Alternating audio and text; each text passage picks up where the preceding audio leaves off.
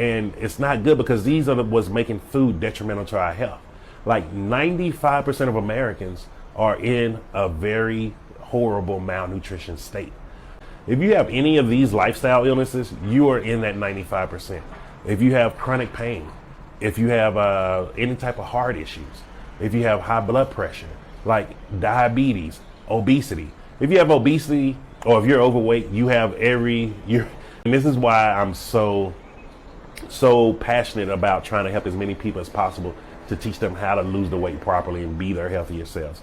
If you're overweight or obese, which over 55% of the American population is overweight and another 45% is severely obese, and this isn't counting kids. If you're overweight and obese, you are 10 to 12 times likely to have just about every lifestyle illness there is, meaning you're most likely going to have some type of heart issues. Either you're on some kind of you're having chronic pain. You're having you're most likely having issues with your blood pressure. You're most likely having issues with your insulin resistance. Like all of these things add up, and it all goes back to what we're eating. And so that's why you want to stop rewarding yourself with food and start finding other ways to reward yourself and just use food for nutrition.